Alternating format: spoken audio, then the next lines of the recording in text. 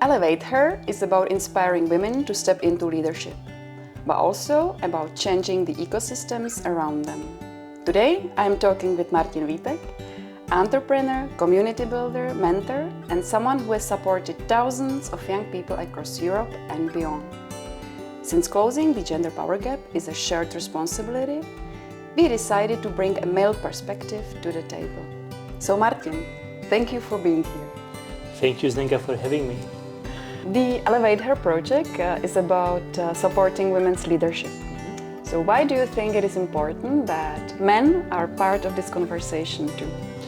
Because in the end, women leaders are going to lead men as well. And they're going to lead young people, old people, men, children, anybody who is alive and is a person. Therefore, it's important that all these groups will have a say in how this women leadership are going to look like, because for the women leaders, it's important to know who they are leading.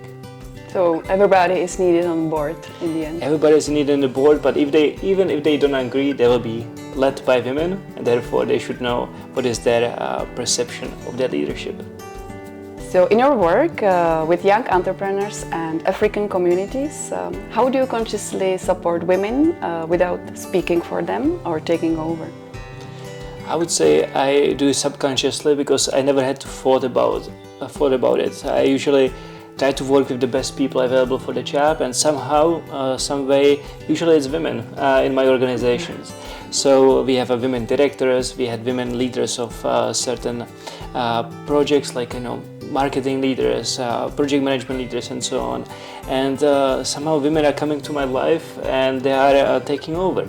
And I couldn't be happier, because they kind of tame this move fast, build, break things mentality that I have, and kind of make me think, pause, and build with more patience. So I'm glad, on the other hand, that I can support them as much as they support me. I think we balance each other out. It sounds that you have collected a lot of experience already.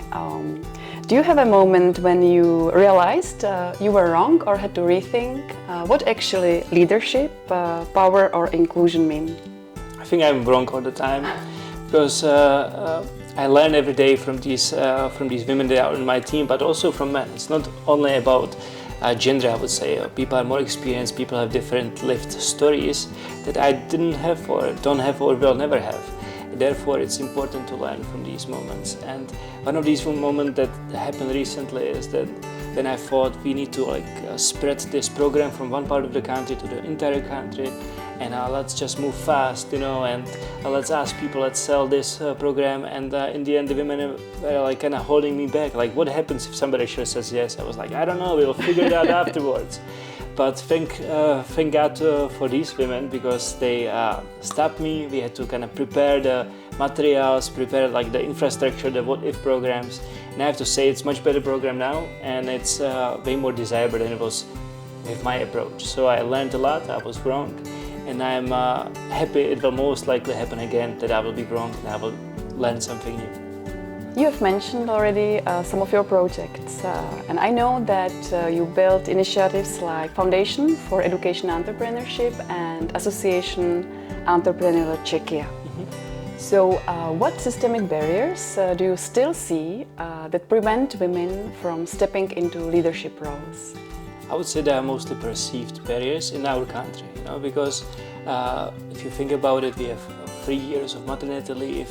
I know you will not get as much money to cover your entire as your salary was, but still you have the option to stay home if you want to. Compared to the countries in the West, it's maybe 6 weeks in the United States.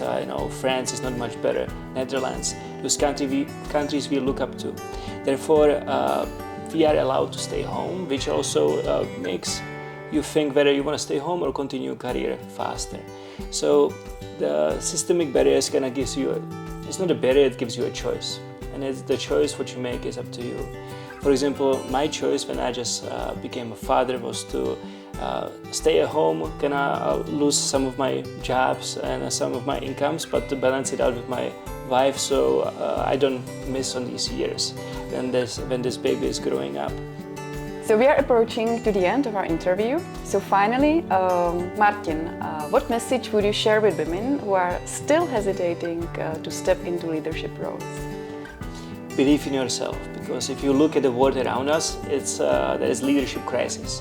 So the world needs more leaders with values. If they tell you no in one corporate, try to find a different company, try to find a small company, NGO, community, or the house, the building you live in, because you can influence the world in more than one way. So if you keep hearing no, there is always a yes around the corner, and if you believe in yourself and trust your capability, it will happen. Thank you very much, Martin. It was a pleasure having you here today. No problem. I would love to come again.